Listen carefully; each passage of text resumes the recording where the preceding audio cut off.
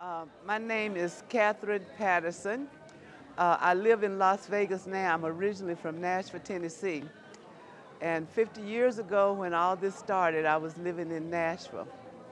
And my little sister was one of the Freedom Riders with John Lewis. In fact, she was one of the women that was taken to the Parchment Prison. So she hadn't been able to talk about it very much, but she has given us quite a few antidotes. And I really have no words to describe what it was like to grow up under the Jim Crow laws and the segregation. So today was wonderful, and I really want to keep this history going. And I thank John Lewis for what he's doing. I am Chris Scott. I'm originally from Tyler, Texas. What I thought about the Vegas PBS sponsoring this and showing the Freedom Riders, it's mixed feelings for me. I watch it and I'm humbled because as a young man, hearing how John Lewis and his young colleagues were beaten and jailed and in prison, I wonder if I was in that era, would I've had the strength, would I've had the endurance, would I had the mettle to accept that responsibility of fighting for equal rights. And so when I see this Freedom Riders and I hear legends like John Lewis talk about their experience, I just wonder if I would have been able to do that. Michael Rogers from Las Vegas. I would like to say it was a blessing to see to actually see history and to know that to witness history and to be a part of history moving forward in the future. I'm Kenneth Teacher, and I'm from Las Vegas, Nevada. And yeah, I came to this historic, monumental retelling of this this platform of a human rights act that paved the way for people with disabilities too. It was right before the ADA, and it helped everybody. It changed mindsets, and this was so powerful and moving. I was sitting in my chair, and every time I brought the speaker up to my ear, I had this incredibly urge of sadness just to hear those stories that I was not aware of. I mean, those people, it was powerful because they were able to unite through such adversity and challenge. And it was very inspiring, and I feel very honored and lucky to have been here to witness this retelling, and just to be in the presence of greatness. My name is Liliana Morris, and I'm a native Las Vegan, born and raised here. It was a wonderful experience, and I am so grateful that Vegas PBS finds the funding and support for a program such as the Freedom Riders. It left me with a lot of emotions, sadness and happiness. Sadness that so many people had to struggle, and happiness that they're here to share their stories with us. My name is Summer Burke, and I live here in Las Vegas. I go to school at UNLV. I study history. I'm a PhD student at UNLV, and my specialty is in civil rights in the American West. And I actually just taught a 2-day unit at a high school on civil rights and the Freedom Riders, and I found out about this after I taught the unit. And it was just wonderful to hear from Congressman Lewis and everybody who was a part of their own experiences of the civil rights movement, and to see that there's such a great tool to use for young children and young students as they're learning about the civil rights movement. I think it's hard for this generation of students to understand the kind of sacrifices that people made to truly experience freedom in our country. And this type of video and episode and show will be really helpful as a teacher for teaching college kids and high school students. My name is Lynn, and I am a teacher, and I would like to thank PBS for sending out an invitation to its members and to the teachers so that I would be made aware of this wonderful activity. This meeting was very moving to me. I am very interested in hearing a lot about civil rights and people that have fought and have been through that experience. I love firsthand experience. It's just moving to me. And I enjoy hearing what people have lived through and how they've overcome things.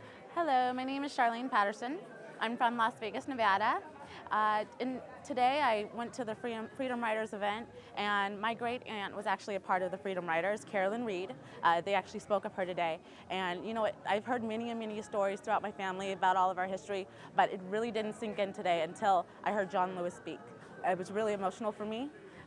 It taught me a lot, and it really gave me that appreciation that I think we all need about how we were all desegregated, or how we were all segregated, and how we are now living as one, and no more signs of colored and whites, and you know, we can all be together as one and use the same restrooms and same facilities as everyone.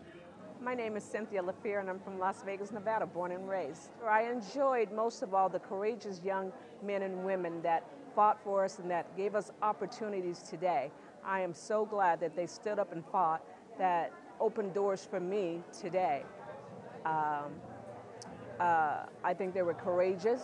I think they were signing their lives away, knowing when they went to fight that they didn't know where they were going to come back from, if they were going to even come back. They signed their last will and they did it, and I'm so grateful that they did it for me. My name is Patricia Grimes Davis, and I'm here to enjoy the video and proud that PBS would put something like this on. And I'm also the author of Colored Water, and it's an experience that I wrote about in the 60s in Texas, Fort Worth, Texas, with my grandmother when she would take us shopping, and the water fountains that said colored, the refrigeration was turned off and there wasn't any steps up to it. The white water fountain, the water was refrigerated, and he had steps to be able to get up to it. But at the time, being 5 years old, I didn't know that that the water from the water fountain wasn't colored. And I was telling my grandmother I didn't want any colored water. I wanted white water because we had white water at home, and I wanted no colored water, not knowing that the water wasn't colored. And at that time, you didn't say, no, I'm not going to do this, I'm not going to do that. When they told you not to do something, you didn't do it. And it's a great learning experience to know how far we have come from the 60s up to 2011. My name is Cynthia Wilson Patterson, and I'm from Las Vegas, Nevada. Well, I thought it was truly a blessing to meet Congressman John Lewis, the man who has received the highest award that a human being can receive, and to have the opportunity to meet him in person and to thank him for fighting and achieving what they set out to achieve, and that was to get rid of segregation and freedom. So I like to say that was awesome, and I also like to give kudos to PBS for this opportunity to come and to broadcast and give us the opportunity to see what really took place, because I was only 5 years old when it all took place. The name is Valerie Emord, and I'm a native of Las Vegas, Nevada, adopted native. I felt privileged to be able to preview the Freedom Riders. It just enforces the beliefs that I have bred into my sons. And I like what John Lewis had to say about people not being born mean, but bred mean. And it makes me feel good that I raise my boys to look at people for who they are on the inside and not on the outside. Alex Cherup from Henderson, Nevada. I was very honored to be here because John Lewis is a personal hero of mine. He fought the struggles that needed to be fought at the time to bring about change within the community. And I think he highlighted something very important, the idea of the beloved community, and that this all is about activism of rebuilding a community that actually is a community. Because there's an old quote that says, a community that excludes one of its members is not even a community at all. And I think that as we move forward in my generation to bring about sustainable change, we have to focus on the idea that we all are united through community, and that there is a love and a connection with all of us.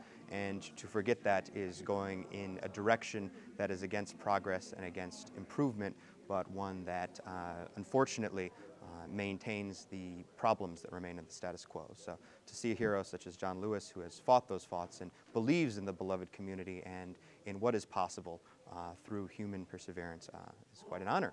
And thank you to Las Vegas PBS for putting on this wonderful program.